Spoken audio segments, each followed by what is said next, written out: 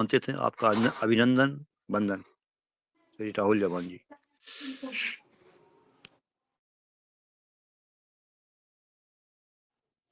जय हिंद सभी किसान भाइयों को राहुल जवान की ओर से। जय हिंद, जय हिंद, जय जय हिंद, जय जवान, जय किसान। मेरा नाम राहुल जवान है। मैं जिला बिजनौर पश्चिम उत्तर प्रदेश का रहने वाला हूँ। एक छोटा सा परिचय देना चाहूंगा। पहले 2012 में किसानों ने बहुत ज्यादा आत्महत्याएं की, मतलब जो मेरी नजर में आई। हो सकता है उससे पहले हुई हो या अभी भी हो रही हैं, ऐसा तो नहीं है, बट उस समय में बहुत ज्यादा हुई। एक अखबार हमारे सामने आया, हम उस समय सेना में थे, खाना खाने गए दोपहर को 12 बजे, हमारी मैच खुलती है, कहीं जाना था। तो उस अखबार में एक औरत ने 2 बच्चों के साथ हैंगिंग किया हुआ था। और वो घटना ने बहुत ज्यादा हिला दिया, स्पेशली बच्चों की डेथ ने, कि उन बच्चों की क्या गलती थी। अगर उनके मतलब पिताजी की फसल खराब हुई या वो कर्ज में आए तो उन बच्चों को तो पता भी नहीं था। तो क्या किसान का बच्चा होना गुनाह है? अगर मेरी माँ वैसा करती तो मेरा क्या रिएक्शन होता? मैं भी एक किसान का बच्चा हूँ। बस उसी एक भावना ने खेती सीखने के लिए प्रेरित किया और मैं सेना में रहते रहते मैंने खेती सीखना शुरू किया। खेती में 2 साल केमिकल की तरफ ध्यान गया कि केमिकल से कैसे काम कर सकते हैं, लेकिन 2014 में लगा कि नहीं, ऐसे काम नहीं चलेगा, ये रास्ता गलत है, ये तो गड़बड़ है, ट्रैप है, ये फंसाया जा रहा है यहाँ कहीं ना कहीं चीजों से हम लोगों को। फिर मैं बहुत सारे ऐसे लोगों के पास गया हूँ, नाम मैं किसी का लेता नहीं हूँ, लेकिन बिना नाम लिए बहुत कुछ बोल देता हूँ और सब समझ जाते हैं कि मुझे बोल रहा है। जिनके पास बड़े बड़े पद हैं, बड़े बड़े नाम हैं, आप जिनके चरण छूते हैं, जब हम उनके पास गए, उनसे खेती सीखी और जाकर के प्रैक्टिकल किया, और प्रैक्टिकल करने के बाद जब फेलियर आया और फेलियर में उनके पास दोबारा वापस गए पूछने के लिए, क्योंकि फोन नहीं उठाया उन्होंने। उस टाइम पे वो पीएनटी ज्यादा चलते थे। अब हम सर फिरे कमांडो लिए छुट्टी और पहुंच गए झोला उठा के कि भाई साहब रिजल्ट नहीं आया। तो उन्होंने मजे की बात ये थी कि जब एक शिष्य आपके पास आता है तो आपको उसके ऊपर गुस्सा नहीं करना होता, आपको उसको प्यार से भाई उसको नहीं आता तभी तो आपके पास आया है, वरना वो शिष्य क्यों होता, वो गुरु ना होता। उन्होंने मेरे ऊपर गुस्सा किया, मेरी 50 कमियां निकाल दी, ये नहीं किया होगा, वैसा नहीं किया होगा, खुली गाय का गोबर चाहिए, गाय बीमार नहीं। अब मैं थर्मामीटर लगा के तो गाय के मुंह में बैठने वाला नहीं था कि भाई गाय को बुखार है कि नहीं है, गाय खोल के कहाँ रखो, गाँव में भाग जाएगी। तो मैं उनको बोला कि आप फिर ऐसे काम क्यों बता रहे हो कि भाई चील का पंख लेके आओ। अब सीधा बोलो चील मिलेगी नहीं, पंख मिलेगा नहीं, मेरा सामान ले लो। कुल मिला के वो मुझे ट्रैप लगा और मैं बहुत लोगों के पास गया, जिसमें से मुझे 10 में से 8 फार्मूले फ्लॉप लगे उनके और कुछ फायदा हुआ नहीं। मन निराश हुआ। वापस से फिर पता चला सूक्ष्म जीवाणु क्या है, तो पढ़ना शुरू किया। इसी दौरान मेरा विदेश जाना हुआ। मैं एनएसजी में रहा हूँ काफी टाइम, ब्लैक कैट कमांडो। वहां जाकर के खेती सीखने की कोशिश की तो पता चला कि पहले एग्रोनॉमी पढ़नी पड़ेगी, मृदा विज्ञान पढ़ना पड़ेगा, उसके बाद कुछ चीजें समझ में आएंगी। तो खैर बढ़ते गए आगे और बहुत सारा प्रैक्टिकल करते गए 2017-18 तक मुझे लगा कि नहीं, अब टाइम है निकल के अपनी खेती करने का। अच्छा, मेरा प्लान ये खेती सिखाने का बिल्कुल भी नहीं था किसी को। मेरा प्लान ये था मैं अपनी खेती ठीक करूंगा, जो लोग अपने आप मेरी खेती देख के खुश होंगे, सीखने आएंगे, उनको मैं बताऊंगा। क्योंकि मैं थोड़ा सा वैसा था, एक कमांडो में थोड़ा एजिटेशन होता है कि यार मैं कमांडो हूं, मैं क्यों किसी को जाके बताऊं, कोई मेरी मजाक उड़ाएगा तो क्या होगा। लेकिन वो परमात्मा ने करवाना कुछ और था मेरे से। और 2017-18 में मैंने कोशिश किया बाहर निकलने की और 2020 में मैं रिटायर हुआ। 2020 के बाद फिर पहली बार कैमरा पकड़ा और वीडियो बनानी शुरू की और लोगों को बताना शुरू किया कि सही क्या है और गलत क्या है। हम एक ट्रैप में फंसे हुए हैं। या तो हम एकदम से बोलते हैं कि साहब मैं केमिकल खेती करूंगा जी, मुझे कोई फर्क नहीं पड़ता, या फिर हम बोलते हैं अच्छा अच्छा, अरे यार मैं तो बड़ा प्रभावित हो गया, हम कल से जैविक खेती करेंगे। अब जैविक खेती में किसान सबसे पहले क्या बोलता है, मैं यूरिया डीएपी पोटास बिल्कुल नहीं डालूंगा। बस यही है गेम, सारा गेम यही है। आपको पता है जहर क्या है? जहर यूरिया डीएपी पोटास है ही नहीं, बताया उल्टा गया है। बताना कुछ और तरीके से चाहिए था, लेकिन उल्टा बता दिया। हमारी माँ ने हमें गलती से थप्पड़ मार दिया और हमने, हमारे पड़ोसी ने आके ये कह दिया कि तुम्हारी माँ तुम्हारी सबसे बड़ी दुश्मन है, और आज हम अपनी माँ से दुश्मनी किए बैठे हैं कि मुझे इसको खत्म करना है, बस जिसने मुझे पैदा किया है इसके पास मैं आऊंगा। 2020 में हमारा गठन हुआ, हम सब लोग मिले और हम लोगों ने एक किसान कार्यशाला की संस्थापना की। उसके बाद हम निकल गए पूरे देश में बताने के लिए, गांव गांव गांव, और वो जुनून बढ़ते गया, किसान बढ़ते गए। आज हमारे पास लगभग 3 से 4 करोड़ लोग हम हम लोगों को देख चुके हैं सोशल मीडिया के माध्यम से। 7,000 से ज्यादा मीटिंग में लगा चुका हूं। भारत के बाहर लगभग 12 से 19 देशों के बीच में हमारी किसान कार्यशालाएं इस समय पे काम कर रही हैं। वहां के लोग हमसे जुड़ करके काम कर रहे हैं। पैसा हम किसी से लेते नहीं, ना इंडिया वालों से ना बाहर वालों से। उसके अलावा भारत के अंदर ऐसा कोई जिला नहीं है जहां पे किसान नहीं है या लोग हम लोगों के साथ काम नहीं कर रहे। तो हमने एक ऐसा रास्ता निकाला, 4 चीजें किसान को चाहिए। मेरी जमीन खराब ना हो, पहला, सबसे पहला मेरी जमीन ठीक होनी चाहिए। नंबर 2, मेरा उत्पादन पहले साल कम से कम 30 से 50% के बीच में डाउन जाना चाहिए। नंबर 3, मैं कोई जहर खेत में ना डालूं। ऐसा जहर मतलब वो चीज जिससे मुझे, मेरी आने वाली पीढ़ियों को, पशु पक्षियों को, वातावरण को किसी तरह का कोई नुकसान ना हो। और नंबर 4, मेरा उत्पादन नहीं करना चाहिए। सबसे जरूरी है उत्पादन। कोई भी दुनिया में किसी भी प्राकृतिक या जैविक खेती करने वाले के बच्चे की फीस देने नहीं गया, ना कोई नेता, ना कोई संतरी, ना कोई मंत्री। किसी ने आज तक, भैया जी थोड़ा म्यूट कर लीजिए, तो कोई भी आज तक जो है वो फीस देने नहीं गया। तो हमें एक ऐसा रास्ता चाहिए था जिसमें हमारा उत्पादन भी ना गिरे, हम जहर भी छोड़ दें। तो हमने शुरुआत की रेजिड्यू फ्री फार्मिंग कि आपको किस तरीके से नेचुरल फार्मिंग पे आना है। देखिए, भविष्य तो नेचुरल फार्मिंग है, और भविष्य क्या है, सच नेचुरल फार्मिंग है एक्चुअली। लेकिन बात यह है कि सच बताते तो है ही नहीं। या तो अपना नाम बड़ा करना है, या अपनी एक विचारधारा कुंठित पकड़ ली है कि इसी पे चलो तो ही भला होगा। तो ऐसा भी नहीं है। नमस्कार जी। अभी शुरू करते हैं हम नेचर से। 10,500 साल पहले खेती की शुरुआत हुई। 10 से 12,000 साल पहले जब खेती की शुरुआत हुई, तो उसके बाद से पिछले 10 से 12,000 सालों में इंसान ने उतना नुकसान नहीं किया है जितना पिछले 200 सालों में किया है। मतलब जब से टेक्नोलॉजी और साइंस आई। साइंस गलत नहीं है, लेकिन इंसान की आदत है हर चीज का दुरुपयोग करना, शोषण करना। अपने माँ बाप और भाई बहन को नहीं छोड़ रहे लोग, तो प्रकृति तो बहुत दूर की चीज है। पत्नी को नहीं छोड़ते, पत्नी का शोषण करते हैं, जबकि वो उसी की वजह से आज सब लोग कहीं ना कहीं पहुंचे हैं। अपनी माँ और अपनी बीवी की वजह से, या बहन की वजह से, या बाप की वजह से, उन्हीं का भी शोषण करते हैं। हमने प्रकृति के साथ भी वैसा ही किया। हमारे पास कोयला था, हमने कोयला खत्म कर लिया। हमारे पास पेट्रोलियम था, हमने समुद्रों से निकाल के बहुत पेट्रोलियम यूज किया। अब हम सीएनजी पे आ रहे हैं। भाई, दुनिया में हर चीज एक लिमिटेड है, और ये रिसोर्सेस हमेशा नहीं मिलेंगे। इनको धीरे धीरे प्रयोग करने के लिए पृथ्वी बनी है। जैसे आप किसी दावत में जाते हैं तो उन्होंने 500 आदमी का खाना बनवाया है।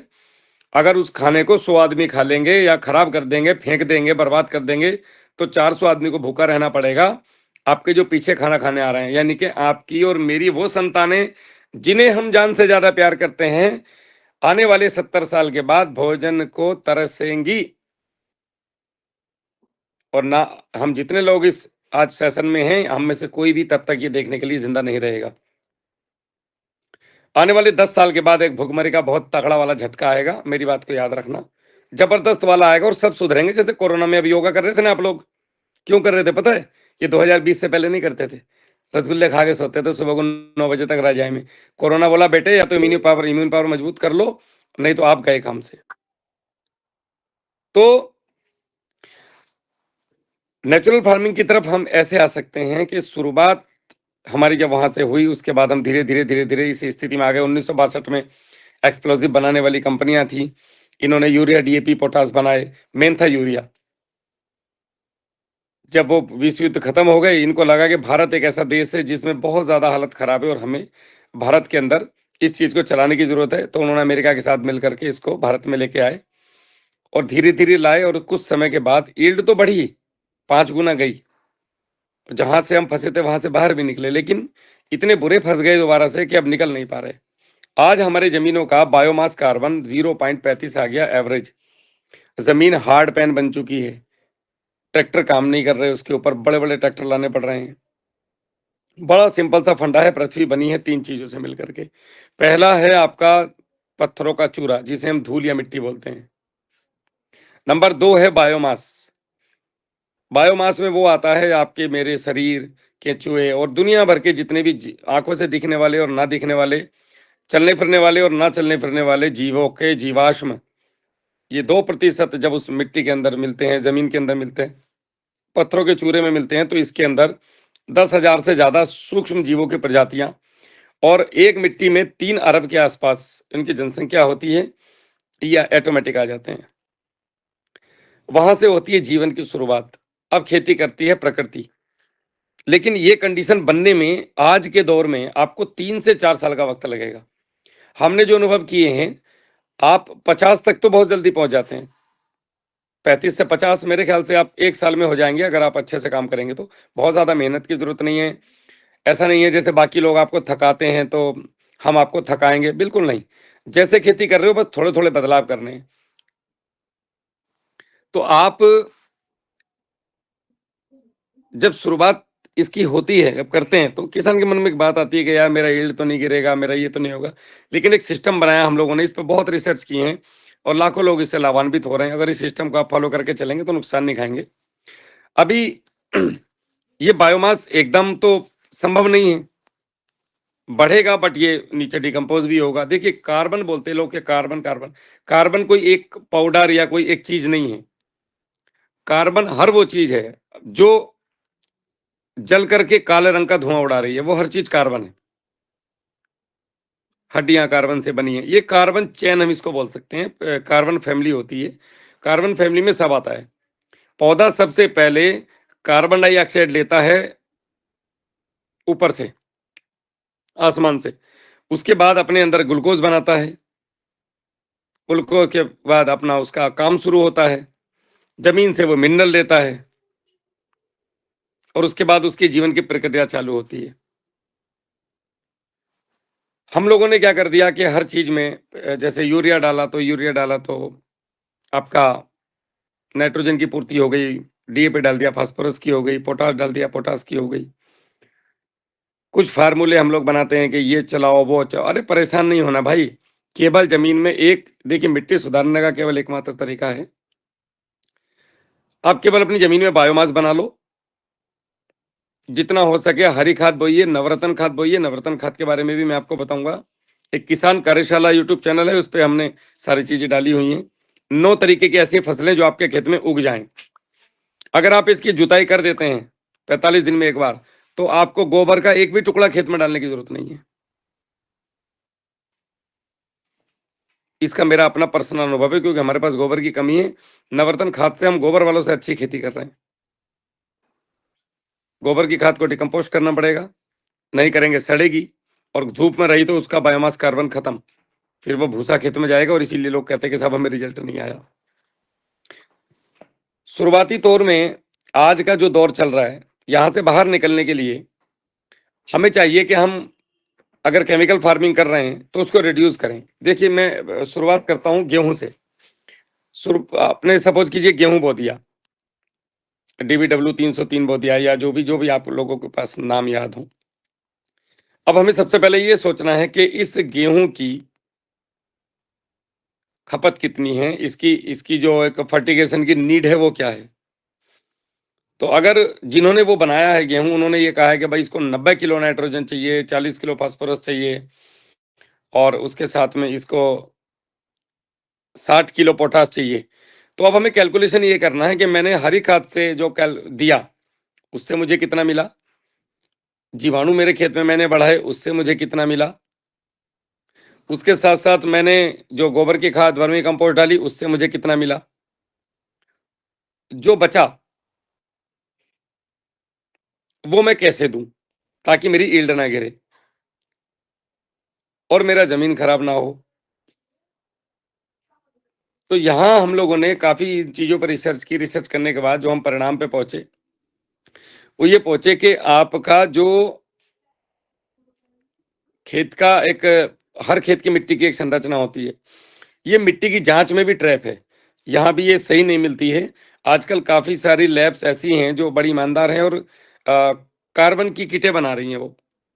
तो अब कार्बन की किट पे काम कर सकते हैं, वो अपने घर मंगवा लो, उसको पानी में घोलो और चेक करो उसकी मिट्टी से पट्टी से मिला करके। एक तो वो सस्ता पड़ता है और एक्यूरेट आपको जांच उसमें मिलती है। सबसे अच्छी बात यह है कि प्रकृति ने जब तक ये धरती रहेगी तब तक का मिनरल, ये जो पत्थरों का चूरा मैंने बताया था आपको, इस पत्थर के चूरे में सारे न्यूट्रिशन भर भर के दिए हैं, मगर उस पत्थर के चूरे से वो जो मिनरल अंदर हैं उनको निकालने की जो शक्ति, पावर दी है प्रकृति ने, वो पावर दी है केवल और केवल बैक्टीरिया और फंगस को, स्पेशली बैक्टीरिया को। तो वो बैक्टीरिया खेतों में कब आएंगे? जब बायोमास बढ़ेगा। जैसे जैसे बायोमास बढ़ता जाएगा वैसे वैसे बैक्टीरिया बढ़ते जाएंगे, जैसे जैसे बैक्टीरिया बढ़ते जाएंगे वैसे वैसे भोजन का अपटेक बढ़ता जाएगा।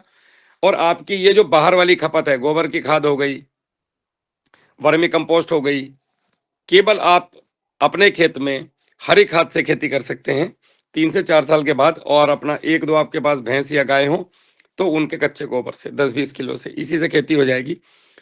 तब तक हमारा उत्पादन न गिरे, तब तक के लिए हमें रेजिडू फ्री फार्मिंग करनी पड़ेगी, जहर मुक्त खेती, प्राकृतिक खेती, जहर मुक्त खेती, हजारों नाम लोगों ने दे रखे।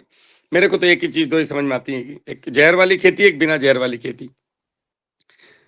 अभी बात आते हैं कि डोज पूरी करनी पड़ेगी। डोज अगर नहीं पूरी की तो आपको उत्पादन गिरेगा भाई साहब, क्योंकि वो ज्यादा भोजन खाने वाली वैरायटी आपने लगाई है। या तो आप देसी गेहूं बोइए, उनमें आपको जरूरत नहीं है, जितना भी आप उसको नेचर से चाहिएगा वो आपके बायोमास से, गोबर से, आपके जीवामृत से, आपके घन जीवामृत से और आपके हरी खाद से वो ले लेगा। लेकिन ये जो आप हाइब्रिड गेहूं बो करके प्राकृतिक खेती करने की बात करते हो, इसमें आपका उत्पादन गिरता है। इस गेम को समझने की जरूरत है, समझ के कैसे करूं। तो मैं आज बात करने वाला हूं, जो प्राकृतिक खेती कर रहे हैं वो तो सब जानते ही हैं, उन किसानों भाइयों को जो आज भी या तो कम ईल्ड ले रहे हैं और परेशान हैं, या उनके मन में एक बात आ रही है कि यार मैं प्राकृतिक खेती शुरू कर दी लेकिन उत्पादन नहीं आ रहा है, मैं करूं तो क्या करूं, वापस जा नहीं सकता, मैं तो फंस गया। ऐसे लोग जो पहली बार खेती कर रहे हैं, भरोसा नहीं बन पा रहा है, या 1 साल से कर रहे हैं उत्पादन नहीं आ रहा है, सभी के लिए हमने पहली बात तो जो भी फसल बोएं आप समय से बोएं।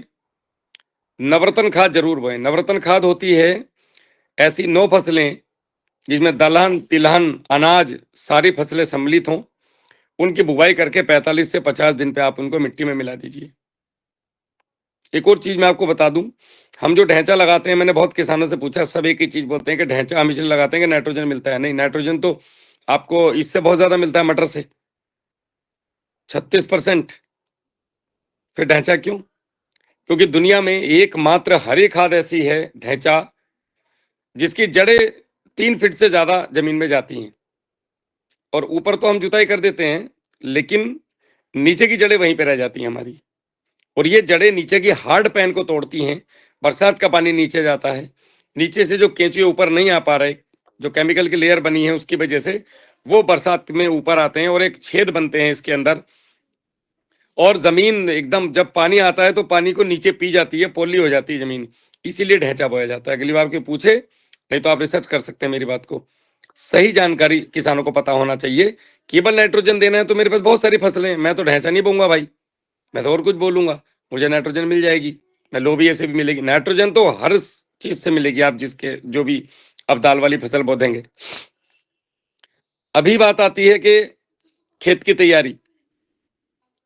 हम जब भी खेत की तैयारी करें तो हमें ये तो पता नहीं है कि मुझे क्या डालना है, क्या नहीं डालना है, मैं क्या करूं क्या ना करूं।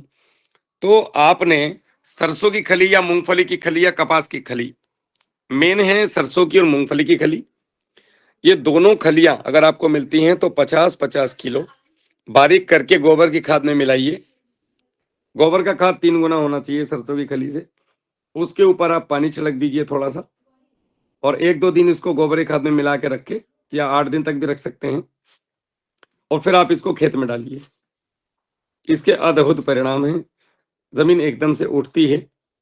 जब आप खेत का पलेवा करें तो खेत के पलेवे में आप 200 लीटर पानी, 200 लीटर पानी के साथ में आप 5 किलो गुड़, 5 किलो दही, 20 किलो ताजा गोबर, गाय का मिले तो बेहतर, नहीं तो किसी का भी चलेगा। उसके अंदर आपने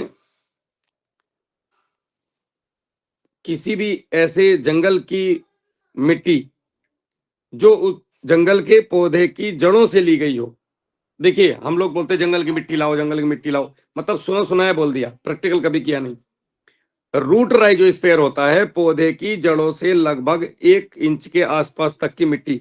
पौधे की जड़ें जब अपने अंदर से भोजन रिफ्लेक्ट करती हैं, बाहर निकालती हैं, वो जानबूझ के मित्र जीवाणुओं के लिए निकालती हैं। उनका भोजन उनके मित्र जीवाणुओं के लिए होता है जो उनके प्रोटेक्ट करते हैं।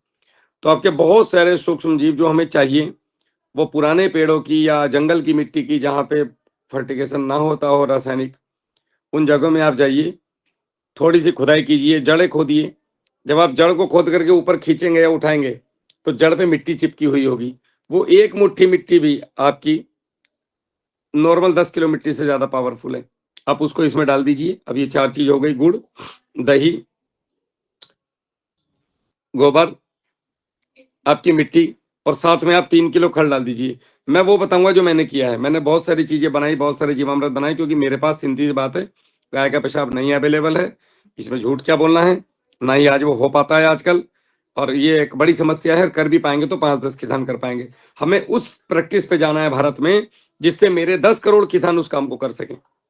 अगर 10 करोड़ किसान मन में ठान लें कि मुझे ये करना है, तो ये जो मैंने चारों चीजें बताई है पूरे भारत में अवेलेबल है।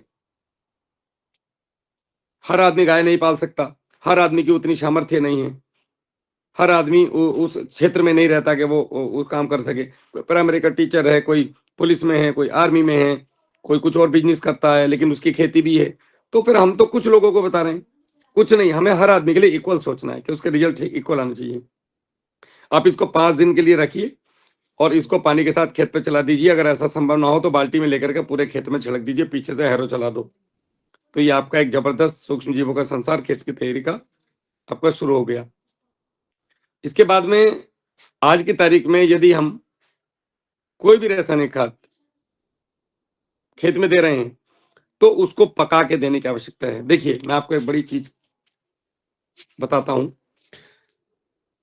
हमारे देश में ये कहा जाता है कि आप अंगूठा लगाओ, यूरिया की केवल 5 ही बोरी मिलेगी साहब, उससे ज्यादा नहीं मिलेगी। डीएपी आपको 4 ही मिलेगा, उससे ज्यादा नहीं मिलेगा। पोटाश इतना मिलेगा, ये इतना मिलेगा, वो इतना मिलेगा।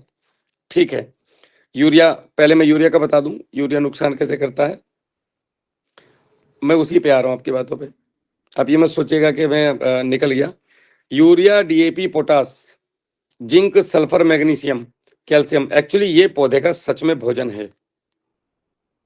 अगर मैं वास्तविकता की बात करूं तो इनका मनुष्य के लिए कोई नुकसान नहीं है। ये जहर हैं जमीन के लिए। जब ये जमीन में जाते हैं तो ये जमीन को भी दूषित करते हैं।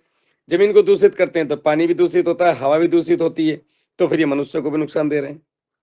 और इनकी जो गर्मी निकलती है वो 300 गुना ज्यादा है कार्बन डाइऑक्साइड से। तो ये पूरे ग्लोबल वार्मिंग के लिए भी बहुत बड़ी मात्रा में जिम्मेदार हैं। लेकिन अगर मैं व्यक्तिगत रूप से ये बात कहूं कि आपने यूरिया, डीएपी, पोटाश किसी पेड़ की जड़ में डाला और उस यूरिया, डीएपी, पोटाश का असर आपके फल में आएगा, ये गलत बात है। ऐसा नहीं होता है। पौधा नाइट्रेट आयन के रूप में ही नाइट्रोजन लेता है। वो आपकी गोबर की खाद से भी लेगा, चाहे वैसे ही लेगा, उसका एक ही तरीका, वो अपनी मशीन नहीं चेंज करता। फास्फोरस भी उसी तरीके से लेगा, पोटाश भी उसी तरीके से लेगा। ठीक है, तो ये जो नुकसान जहर जो हम बोलते हैं, ये जहर इसलिए है कि ये जमीन में जाकर के फिक्स होते हैं, टॉक्सिसिटी बढ़ा रहे हैं, सूक्ष्म जीवाणुओं को मार रहे हैं और धीरे धीरे जमीनों की स्ट्रक्चर बिगाड़ रहे हैं, एसिडिक हो रही हैं जमीनें और ये बंजर की तरफ लेके जा रहे हैं जमीनों को। इसलिए हमने इसको जहर की संज्ञा दी। अभी जो मेन जहर है उसके ऊपर भारत में कोई बात नहीं करता है। मेन जहर क्या है? मेन जहर है आपका पेस्टिसाइड, फंगीसाइड और आपका वीडिसाइड। ये जो है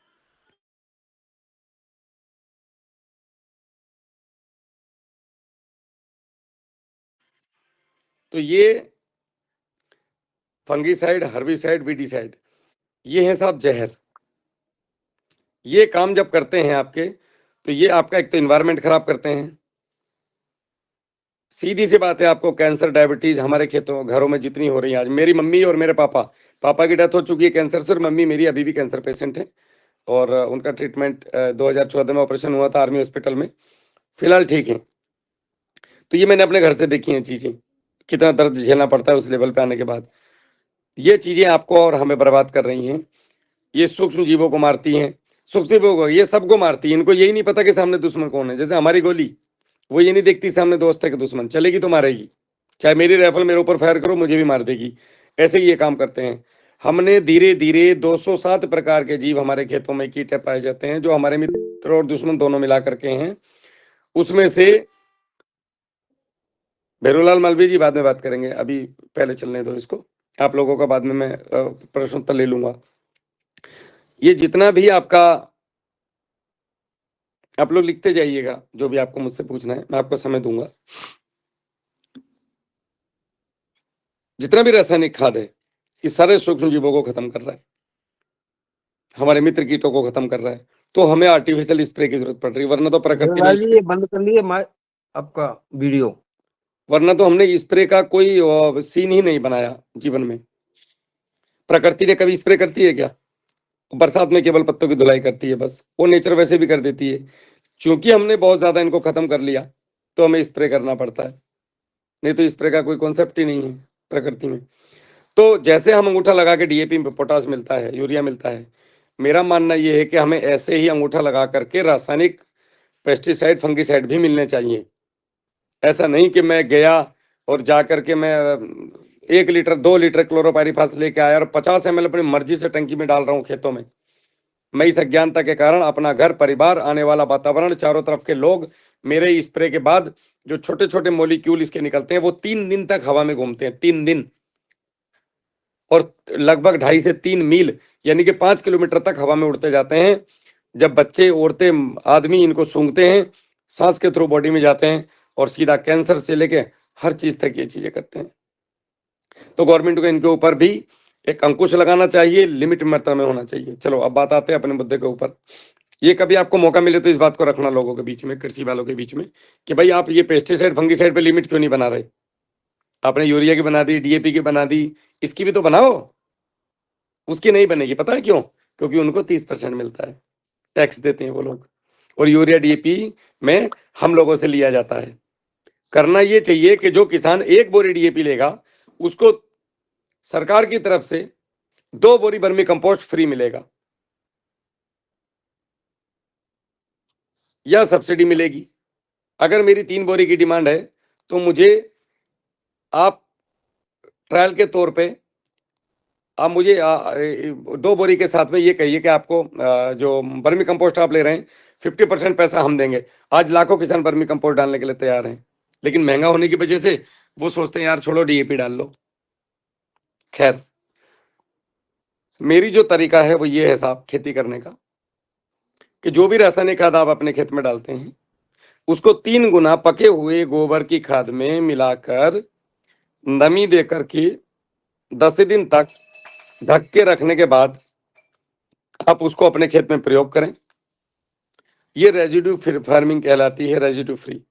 इसमें लगभग जो रेजिड्यू हैं वो गोबर की खाद उनको उनकी फर्मेंटेशन करके उनकी बॉन्डिंग तोड़ देती है। और हमने ये अनुभव देखा है कि जो 45 किलो से रिजल्ट आ रहा है डीएपी से, वो पहली क्रॉप में आपको लगभग 20 केजी डीएपी से 25 केजी डीएपी से आ जाएगा। हर क्रॉप साइकिल में हम 5 से 10% किसान का कम कराते जाते हैं।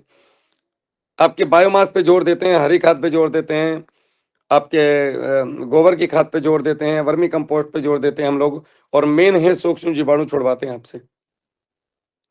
तो ये आपने कोई भी खाद अगर इस तरीके से दी तो मजे की बात यह है, इस बार आप ट्रायल करके देखना, जो भी ऑर्गेनिक किसान होंगे, प्राकृतिक किसान होंगे, इतना सा डीएपी लेके आना, उसको 1 मुट्ठी के बराबर, अगर वजन में लेंगे तो 3 मुट्ठी, और वॉल्यूम में लेंगे तो 1 मुट्ठी के बराबर 6 मुट्ठी गोबर की खाद, इसको मिला करके एक पॉलिथीन ले लेना 1 किलो 1.5 किलो वाली, मॉइस्चर देकर उसमें और एकदम पैक करके रख दो 10 दिन के लिए। 10 दिन के बाद आप इसको गेहूं की थोड़ी सी जगह में, एक चारपाई की जगह में डालना, और ऐसा 2 बार करना। उसके बाद जब आपका गेहूं चेक होने के लिए जाएगा तो इस गेहूं को भी लेके जाना, और आपके जो नेचुरल फार्म जिसमें आप जीवामृत से कर रहे हो खाली, यार आपने एक दिमाग में नियम बना रखा कि मैंने तो 20, मैं चाहे मर जाऊं लेकिन डीएपी नहीं डालूंगा। अरे भाई कौन सी दुनिया में जी रहे हो यार? वो तो किसान तो वैसे ही मर रहा है, हम तो कर्ज में दबे पड़े हैं। आज भी सारी पॉलिसी केमिकल फार्मिंग किसानों के लिए है। ऑर्गेनिक किसान का तो ड्रम तक गवर्नमेंट फ्री में नहीं दे रही, देना चाहिए सरकार को। हमें ड्रम भी लाते लोग, हमारा ड्रम उठा के ले जाते हैं। हमें आप जैविक खेती पे सब्सिडी दो, हमारी हेल्प करो, हमें चीजों को उपलब्ध करवाओ, हमारे लिए व्यवस्थाएं कराओ। कुछ नहीं तो हरी खाद का बीज फ्री दे दो, नवरत्न खाद का, और बहुत सारी चीजें हैं। हमें उनकी जुताई की फ्री करवा दो तो, लेकिन ये खैर अलग पॉलिसी है, किसी दिन अलग पेन पे बात करेंगे। हमारे साथ कोई नहीं खड़ा है, हमारा मार्केट कोई नहीं दे रहा है। हम जैविक में उगा रहे हैं, हमारा उत्पादन कम आ रहा है, कोई हमारे साथ खड़ा नहीं है। तो हमें खुद के साथ खड़ा होना पड़ेगा। हमें किसी की जरूरत नहीं है, भारतीय सेना की तरह, जैसे आर्मी को किसी की जरूरत नहीं होती, किसान को भी किसी की जरूरत नहीं, बस किसान किसान के साथ खड़ा हो जाए। तो आपने जो भी खाद देनी है, भट्टी खाद बना के देनी है, इसको आप किसान कार्यशाला यूट्यूब चैनल पे 1366 नंबर की वीडियो जाकर के देख सकते हैं कैसे बनाना होता है। और जब आप इन दोनों गेहूं को चेक कराएंगे तो आपको हंसी आएगी अपने ऊपर, और आप कहोगे भाई यार ये तो साला इसमें तो कुछ आया ही नहीं। जो ऑर्गेनिक सर्टिफिकेशन वाले हैं ना, उनको भी दिखाना जा करके, चलो भैया इसको चेक करके बताओ इन दोनों में कौन से गेहूं के अंदर डीएपी डाला है, या बताना ही मत डाला है। उनसे बोला जी ये चेक कर लो ऑर्गेनिक है, वो कहेंगे हाँ जी दोनों ऑर्गेनिक है। ऐसा मैं करवा चुका हूँ, क्योंकि इसका जो रेजिड्यू था वो खत्म हो चुका है, और मिट्टी में उतने सूक्ष्म जीवाणु आज मौजूद हैं जो आपके इस भट्टी खाद के बचे हुए अवशेष को खा पी के बराबर कर देते हैं 25 से 30 दिन के अंदर अंदर। अब बात आती है कि साहब जमीन में हम मजबूती कैसे करें। तो जमीन की मजबूती जो बनती है, वो जमीन की मजबूती आपकी बनती है आपके बायोमास और सूक्ष्म जीवाणु से। आज आपने देखा होगा लाखों लोग अपने खेतों में जीवामृत चला रहे हैं, 2000 लीटर 4000 लीटर, बड़ी खुशी खुशी बोलते हैं, ये नहीं बताते बायोमास कितना डाला। 1 एकड़ में 1 साल में कम से कम 150 से 200 कुंटल बायोमास डालना बहुत जरूरी है, जो हम नहीं डाल पाते, जो हमें डालना चाहिए।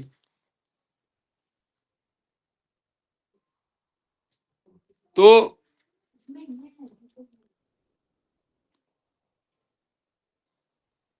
हमें आना है सीधा सीधा बायोमास पे। बायोमास में सबसे आसान, देखिए आज गोबर की खाद बहुत आसान नहीं है। हमें लगता है कि गोबर की खाद आसान है, हम डाल लेंगे, हम ये कर लेंगे, लेकिन वो संभव नहीं होता है। हमें आना पड़ेगा सीधा सीधा हरी खाद के ऊपर। हरी खाद में भी ऐसी खादें जो गोबर की खाद को टक्कर दें। जैसे मैंने अभी इस बार नवरत्न बोया, अभी परसों बोया है फरवरी के लिए, तो उसमें मैंने लिया है आपका चना लिया है थोड़ा सा। ये सारी मिलाकर के 1 एकड़ में 14 किलो होनी चाहिए। जो महंगी है वो आप कम कर लो, जो सस्ती है उसको बढ़ा लो।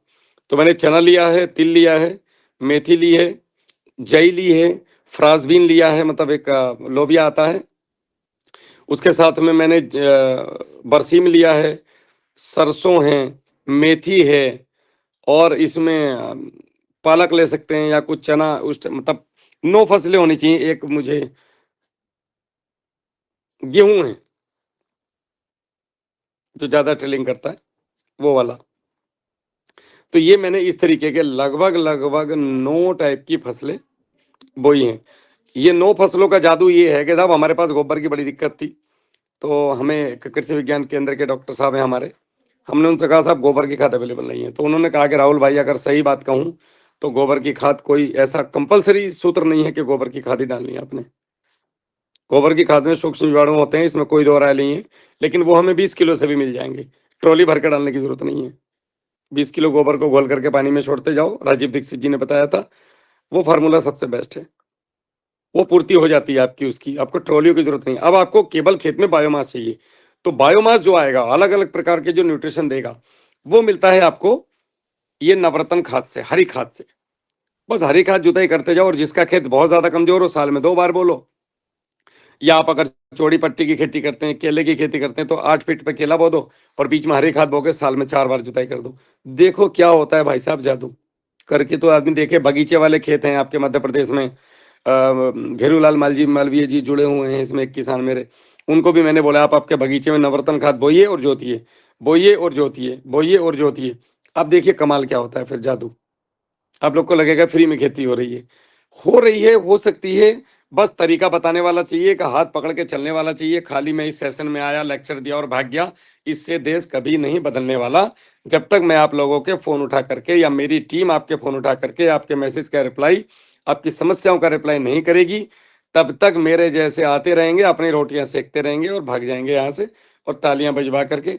उससे देश नहीं बदलेगा, देश बदलेगा किसान के साथ। आज इस हालात में उसके खेत में खड़े होना है। किसान को ऐसा महसूस नहीं होना चाहिए कि यार ये राहुल भाई नवरत्न खाद बता के गए थे और यार 3 तो मैं भूल गया, किससे पूछूं।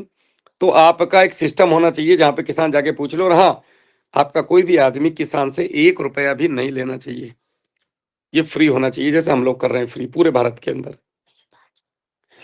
उसके बाद आपने ये नवरत्न खाद अपने खेत में बो दिया, भट्टी खाद का अगर आपने प्रयोग किया। अब बात आती है सूक्ष्म जीवाणु की कि साहब सूक्ष्म जीवाणु बोलते समय लेकिन मिलता बहुत महंगा है। आज आप किसी कंपनी का ट्राइकोडर्मा लेने जाओ, देखो प्राकृतिक खेती में सबसे बड़ा चैलेंज है कि बीमारियों को रोकना। अभी रासायनिक खेती में कुछ दिक्कत होगी, फंगिसाइड लाऊंगा डालूंगा, मेरे पास वाला हंसेगा, हाँ भाई प्राकृतिक खेती क्या हो रहा है, कर ले से ठीक ना करा तूने दही से तेरी। अरे यार वो खट्टी दही मेरी छोटी बिटिया ने गिरा दी रात, अब मैं बैठा हूँ सर पकड़ के खट्टी दही ढूंढ रहा हूँ जा करके। या मेरा वो 10 पन्नी अर्क रखा हुआ था, 10 पन्नी अर्क में रात नील गाय आई और लात मार के चली गई, वो 10 पन्नी अर्क गिर गया, अब मैं क्या करूं।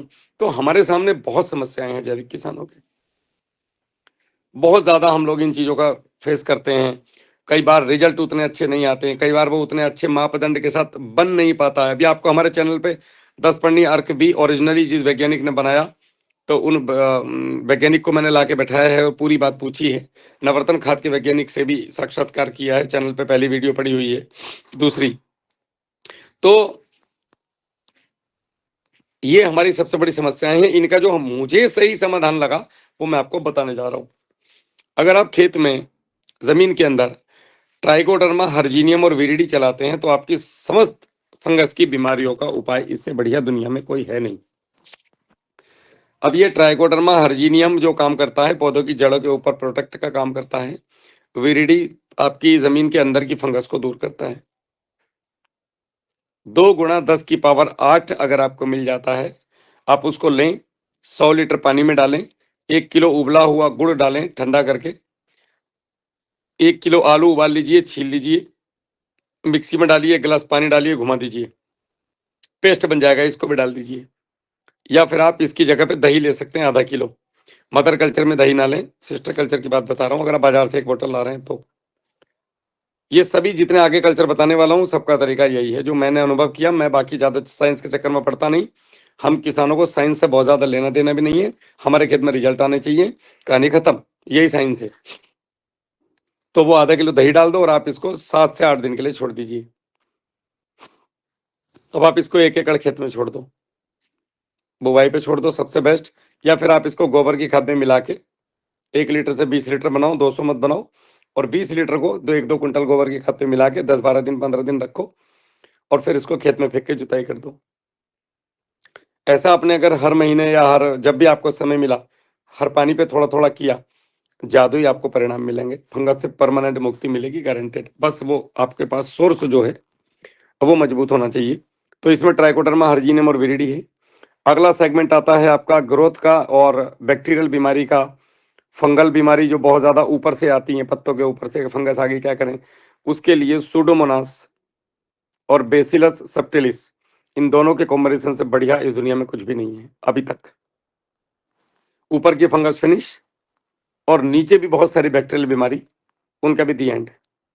नंबर 3 पे आता है नीमाटोड। आज मध्य प्रदेश के किसान, महाराष्ट्र के किसान, राजस्थान, गुजरात और हरियाणा का कुछ हिस्सा, पंजाब का कुछ हिस्सा, तमिलनाडु, आंध्रा, ये बड़ी बुरी तरीके से चपेट में है नीमाटोड की। तो नीमाटोड का उपाय पैसिलोमाइसिस नाम के बैक्टीरिया से बेहतर कुछ भी नहीं है। आप उसका 1 बोतल लो, 100 लीटर पानी में डालो, वापस से वही प्रक्रिया करो, अपने खेत में चला दो, नीमाटोड से मुक्ति। ऐसा साल में 3-4 बार कर दो, काफी है। इसके आगे बढ़ते हैं कि बीमारियों का कंट्रोल कैसे करें। तो जो नीचे के जितने भी रेंगने वाले कीड़े मिट्टी के अंदर हैं, इल्लियाँ हैं, आपकी जड़ों को खाने वाले कीड़े हैं, उसके बाद आपका तना छेदक हैं, आपके ऊपर बैठ करके इल्लियाँ, पत्ता खाने वाली इल्ली है, किसी भी प्रकार की इल्लियों के लिए आपका सबसे बेहतर काम करता है मटारिजियम एनिसोप्ले और आपका बेसिलस थुरंजेसिस। ये दोनों मिलकर के इनका बैंड बजाते थे। आप इन दोनों को एक साथ मिला के मल्टीपल कर सकते हैं, कोई दिक्कत नहीं है। आप इनको जमीन में भी छोड़िए और स्प्रे भी कीजिए। ऐसे ही अब रस चूसने वाले कीड़े की ब्लैक थ्रिप्स की समस्या है, किसान बोलते भैया हमारा ब्लैक थ्रिप्स कंट्रोल नहीं होता, हम बड़े परेशान हैं। बहुत आसान है भाई।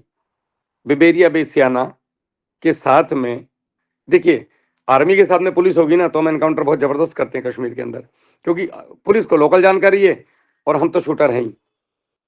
हम दोनों में से भी एक हट जाता है तो ऑपरेशन सक्सेसफुल नहीं हो पाता। ऐसे ही यहाँ पे भी पुलिस आर्मी एक साथ चलनी चाहिए। तो इसमें है आपका बिबेरिया बेसियाना। नंबर 2 पे आता है आपका वर्टिसिलियम लेकानी। ये दोनों का कॉम्बिनेशन बहुत शानदार है। इन दोनों को और उन दोनों को, यानी कि सारे कीटनाशकों को आप मिला सकते हैं। दुनिया के हर प्रकार के हुपर, रस शोषक कीट, कैसा भी हो जी, जिसका आपको नाम पता है और जिसको नहीं पता है, हजारों प्रकार के उनको ये कंट्रोल करते हैं और 72 घंटे में इनके रिजल्ट हैं शानदार तरीके से। आप इनको लीजिए, अच्छे सोर्स से लीजिएगा। इनको किसान कार्यशाला भी आपको उपलब्ध करवाती है। हमारी खुद की किसानों की बनाई हुई लैब है और हम लोग इसको सस्ता, मतलब 1 रुपए के हिसाब से मान के चलिए आप। आपका जो खर्चा आएगा 1 एकड़ का, एक बार का, वो कल्चर का 1 रुपए का आएगा बस। वो जो बोतल बाजार में आप जाते हैं तो आपको 300-430 रुपए का, 430 रुपए के आसपास भी कंपनियां दे रही हैं 1 लीटर, जिससे आप 100 लीटर बनाओगे। तो ये 430 की ना ला करके आपको 1 रुपए की आप घर पे बना सकते हैं। वो आपको हमारे चैनल पे मिल जाएगा। वो ये समय नहीं है उन चीज़ों को बताने का, कहाँ से लेनी है, क्या है। फिलहाल जानकारी देना जरूरी है। इसको आप मिट्टी के अंदर से भी, वो जो जड़ों वाली मिट्टी मैंने बताई थी जंगल वाली, उससे भी बनाया जा सकता है। इनको आप मल्टीपल करके बना सकते हैं, कोई बड़ी बात नहीं है। खरीदना ही जरूरी नहीं है, लेकिन अगर खरीद भी लेंगे तो आपस में पूरा किसानों का क्लस्टर खरीद लो और एक आदमी बना लो और सब लोग उसमें से ले जाओ, तो ये फ्री के जैसा ही हो जाएगा। अब इसमें दूसरा सेगमेंट आता है कि साहब हमने ढैंचा बो दिया, लोबिया बो दिया, सब कुछ बो दिया, हम बैक्टीरिया क्या दें?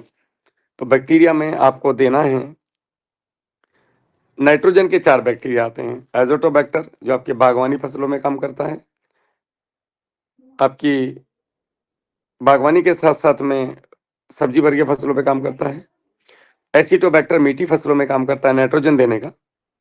राइजोबियम दलहनी फसलों में काम करता है नाइट्रोजन फिक्स करवाने का। आपका एजोटोबैक्टर जो काम करता है वो करता है आपका जो अपनी एजोटोबैक्टर हो गया, एसिटोबैक्टर हो गया, राइजोबियम हो गया और एजोस्पिरिलम हो गया अन्न वर्गीय फसलों के लिए, जैसे गेहूं है, धान है, बाजरा है, जौ है, ज्वार है, जई है, रागी है। इन इन फसलों को नाइट्रोजन देने के काम ये नेचुरल तौर पे करते हैं। जो हमने जबरदस्ती पकड़ ली है यूरिया के माध्यम से, वो गलत है।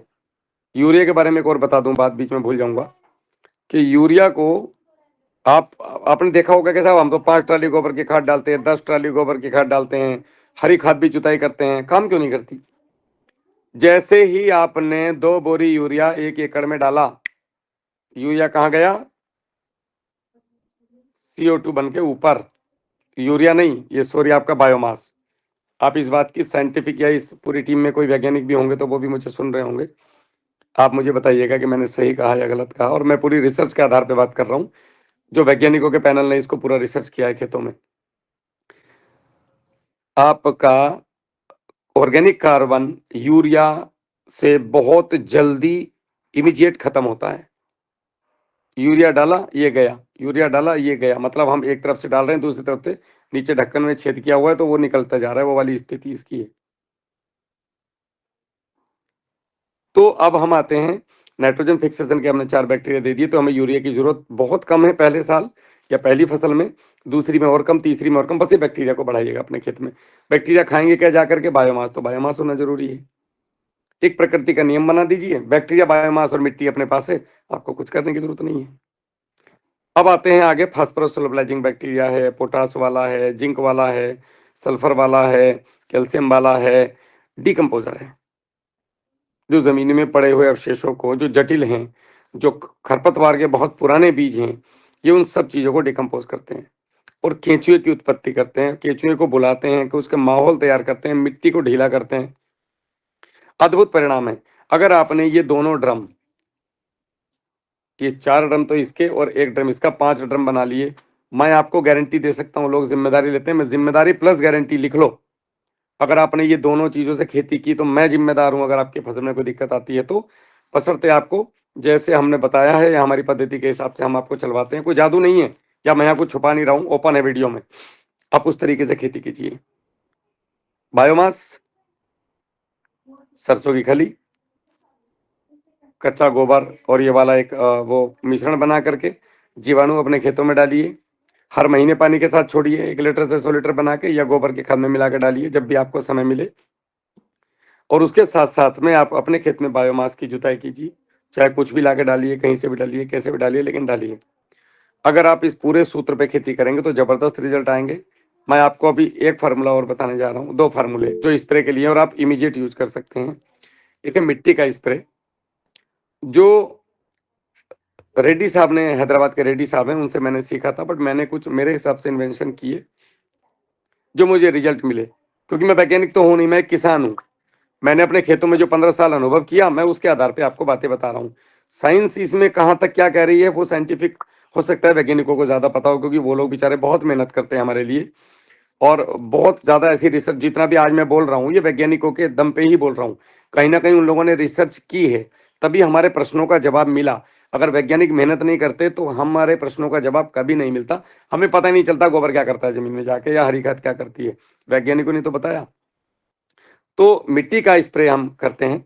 5 फीट का गहरा गड्ढा खोद लीजिए, ऊपर से नीचे तक की मिट्टी ले लीजिए 20 केजी, 200 लीटर पानी में डाल दीजिए। 100 ग्राम हल्दी का पाउडर डाल दीजिए, या हल्दी कूट के डाल दीजिए।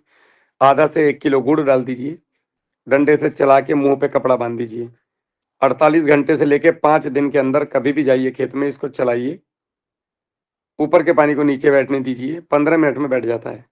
ऊपर का जो क्ले वाला पानी है, मतलब जो गादला पानी बोलते हैं हम, उसको लीजिए और डबल ट्रिपल कपड़े से आप छानिए और इसको स्प्रे कीजिए। आप यकीन मानिए, अद्भुत परिणाम दुनिया की हर समस्या पे आपको इसके मिलेंगे। अगर आप इसको प्रिवेंटिव के तौर पे करते हैं तो आपके खेतों में समस्या आएगी ही नहीं, ये मेरा अपना अनुभव है।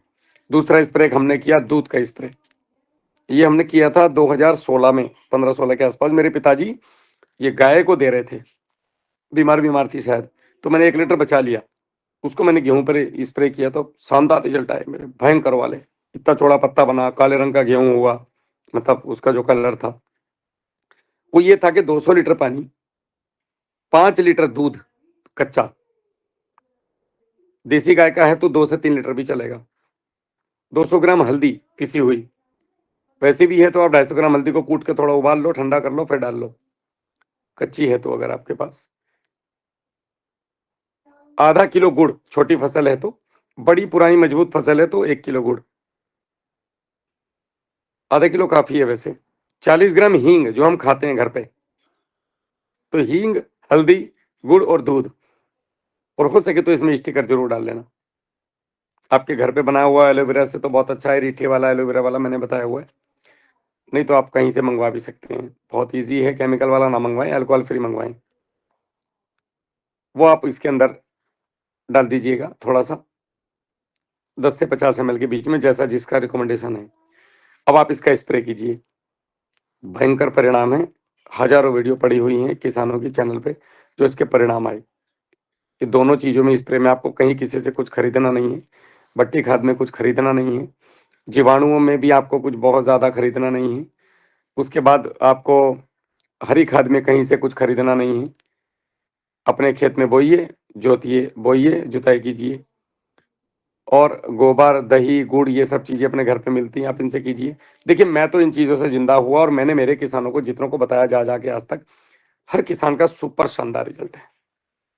मेरे पास अभी तक कहीं से कोई शिकायत नहीं है कि हमें नुकसान हो गया भैया, हमें ये हो गया, क्योंकि जितने भी नुकते हैं ये सब प्रमाणित हैं, और हम लोगों ने अपने हाथों से हजारों किसानों के खेतों में, खुद अपने खेतों में करके देखे हुए हैं। एक छोटा सा सेशन था, मैं बीच बीच में आता रहूंगा आप लोगों के बीच में। बहुत सारी बातें हैं मेरे पास जो मैं 50 मिनट के अंदर नहीं, आप मान के चलिए सारी चीजें डिस्क्लोज नहीं कर सकता, और समय उतना नहीं है। और अगर समय 1-2 घंटे का सेशन का मिले तो फिर आप आराम से बात कर सकते हैं एक एक चीज पे। अभी आज के लिए फिलहाल इतना था। अब आप मुझसे जो सवाल पूछना चाहें आप मुझसे पूछ सकते हैं। जय हिंद। जी ओम। सर, जैसे हम लोग आपने जो जीवाणुओं की चर्चा की है, और जिनके जो मदर कल्चर है जो हमें उपलब्ध नहीं होते हैं, ये आप तो हमारे यहाँ से किसान कार्यशाला से मंगवा सकते हैं। भेरूलाल मालवीय जी हैं और कई लोग हैं यूज कर रहे हैं। आप अपने आसपास के किसान से, जैसे आपने बना लिया, हर किसान को खरीदने की आवश्यकता नहीं है। एक जी किसान बना लो या 4-5 किसान बना, देखिए ये हम लोग कैप्सूल में देते हैं आपको। जी आप एक कैप्सूल से 50 लीटर से लेके 300 लीटर तक बना सकते हैं। तो आप जी 300 बनाइए, हम 50 क्यों बनाएं? जी अब 300 लीटर में आप कितने किसानों का भला कर सकते हैं? ये 300 लीटर से 30,000 लीटर बन जाएगा। जी 1 लीटर से आगे 100 लीटर। मदर जी कल्चर में गुड़ और आप आलू डालें, सिस्टर कल्चर में दही डालें, बेहतरीन रिजल्ट आएगा आपको। दही और आगे उबला हुआ गुड़ नहीं डालना है। कभी आप जी घबरा जाओगे, यार ये फौजी ने तो हर बार उबला हुआ गुड़ बता दिया, हम तो परेशान हो गए, कौन उबालेगा इतना गुड़? प्रैक्टिकली नहीं है। तो सिस्टर कल्चर में गुड़ उबालने की जरूरत नहीं है, क्योंकि हमें उसे लंबे समय रखना नहीं है, 8 दिन बाद खेत में छोड़ना है। जी मदर कल्चर में इसीलिए डालते हैं कि प्रिवेंटिव के तौर पर ये हमारी फैक्ट्री है। इसमें अगर जी कच्चा गुड़ डाल देंगे तो उसमें दुनिया भर की फंगस है, उनका भी कंटामिनेशन होगा। जी तो आप 300 लीटर बनाइए और जी 100 लीटर से 6 एकड़ का किसान खेती बहुत शानदार कर सकता है। पूरे 1 से सवा साल उसको दुकान पे तो जाना नहीं है भाई, मेरी गारंटी जी है। तो सर 3 दूसरा किसान मिलकर के मंगवा लो। जी सर दूसरा प्रश्न है, जैसे जी चना की फसल हो गई तैयार, जी अब चना में फूल के बाद घेंटी आएगी और घेंटी पर इल्लियां आएगी, उनका ओके। उपाय क्या है? हाँ, उनका उपाय है आपका, बहुत सिंपल सा है, बहुत सिंपल सा। ये जो बीबीएमबी वाला स्प्रे है, जिसमें 4 कैप्सूल आपने एक कैप्सूल में 4 चीजें आएंगी: बिबेरिया बेसियाना, मेटारिजाम एनिसोप्ले, वर्टिसिलम लकानी, बेसिलस थोरेंजेसिस। आपने 1 लीटर लेना है, 100 लीटर पानी में डालना है, 250 ग्राम या आधा किलो दही या 1 लीटर छाछ डालना है। छाछ दही ना भी डालें तो कोई आफत नहीं आएगी, घबराना मत कि कहाँ से छाछ लेके आऊं, ऑप्शनल है, ठीक है। जैसे घर में अगर हम खाना खा रहे हैं, सलाद घी मिल गया तो अच्छी बात है, वरना तो खाना पर्याप्त है। गुड़ डाल दीजिए। 7 दिन रखने के बाद इसमें 50% पानी मिलाइए, इसका स्प्रे कर दीजिए। और इल्लियों के लिए मिट्टी का स्प्रे अगर अभी आपके पास उपलब्ध नहीं है तो तुरंत तत्काल प्रभाव से मिट्टी का स्प्रे कीजिए। आप देखिए चमत्कार फिर क्या होता है। और ठीक मेरे सर। साथ अपडेट में रहिएगा। जी सर, जी सर, आपका नंबर दीजिए सर। नमन नंबर जी, आप लोग मेरा नंबर छोड़ो, मेरा नंबर स्क्रीन पे दिया हुआ है मेरे चैनल की, जी किसान कार्यशाला या राहुल जवान। जी गूगल सर में जी लिख के सर्च मारोगे तो मेरे जैसा गधा आपको अवेलेबल हो जाएगा, वहां खड़ा हुआ एकदम। सर ऐसा नहीं क्या सर? जी नहीं, जी लोगों की सर। नजर, भाई देखो, लोगों की नजर में, वैज्ञानिकों की नजर में मैं गधा ही हूँ, क्योंकि मेरे सारे फार्मूले उल्टे हैं और जी सारे जी काम करते हैं। जी और मैं लोगों की चमचागिरी नहीं करता हूँ, मैं लोगों को आदाब हजूरी नहीं करता हूँ, मैं कड़वा बोलता हूँ। एक तो जाट हूँ, ऊपर से फौजी हूँ, तो शुद्ध रूप में मीठा नहीं बोल सकता हूँ।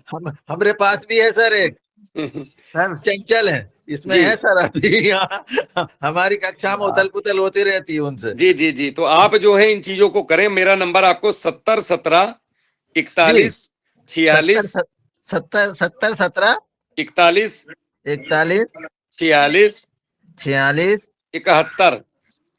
धन्यवाद सर। ये मेरा नंबर है। आप कभी भी मुझे सुबह 10 बजे से शाम 5 बजे के बीच में फोन कर सकते हैं। 5 के बाद मैं फोन नहीं उठाता, क्योंकि बंदा सूर्यास्त होते ही मस्त हो जाता है, इसलिए जी मैं शाम को फोन पिकअप नहीं करता। वो तो आदत है ये मस्त झेला है ना, मैंने झेला है जी भाई। जी जी भैया आपकी बहुत याद आ रही है, वो रो रहा है बैठ के, मुझे समझ में आ गया भाई, टिका के बैठा है, जी जी तो इसलिए 5 10 से 5। उसके बाद आप ओम हमारे भैया ग्रुप में जुड़ सकते हैं, आपके ग्रुप में आप मुझे जोड़ सकते हैं। जहां भी मेरी आवश्यकता है, फिजिकली आपको आके समझाना है आपके गांव में, तो 150 किसानों को मैं मेरे खर्चे पे आने के लिए तैयार हूँ। 1 रुपया मैं चार्ज नहीं करता किसी से, मेरे जी सर, खर्चे से जी सर। आता हूँ। बहुत मैं बहुत जो धन्यवाद सर, बहुत बहुत आप धन्यवाद लोगों सर। को आपके खेत में आकर के मैं समझा सकता हूँ, और गारंटी देता हूँ अगर आप मेरे साथ आते हैं तो आपकी फसलें, आपको रिजल्ट आएंगे। यहाँ पे 45 लोग हैं, अभी इनमें से 5-10 लोग जरूर मेरे साथ खेती कर रहे हैं। इनमें से भेरूलाल मालवीय जी, बार बार देखो अपना खूबसूरत चेहरा भी दिखा रहे हैं। मालवी जी कहाँ से हैं सर? मैं मध्य प्रदेश से मंदसौर जिले से हूँ। ओम सर, सर आपने जो मंदसौर। ओम इन्होंने सादर बनाए हुए प्रणाम। हैं ये ड्रम। जी जी ठीक है, सवाल ओम हो तो कर सादर लें। प्रणाम 8 बज सर। के 5 मिनट हो गए, सवाल सर ठीक है हो तो फटाफट। सर मेरा सवाल मैं प्रदीप आप लोग सवाल मैं पूछिए मेरे प्रदीप से। वर्मा मैं प्रदीप वर्मा, ग्राम तीखड़, जिला नर्मदापुरम से। सर आपको पहले तो प्रणाम करता हूँ, आप डिफेंस से हैं और मैं सिविलियन डिफेंस से हूँ। और दूसरी बात ये कि आपने जो आज लेक्चर मतलब हमको पाठशाला दी, इसका कोई लेक्चर मतलब आपके पास प्रिंटेड मटेरियल मिल सकता है क्या हम लोगों को? हाँ बिल्कुल है ना। आप किसान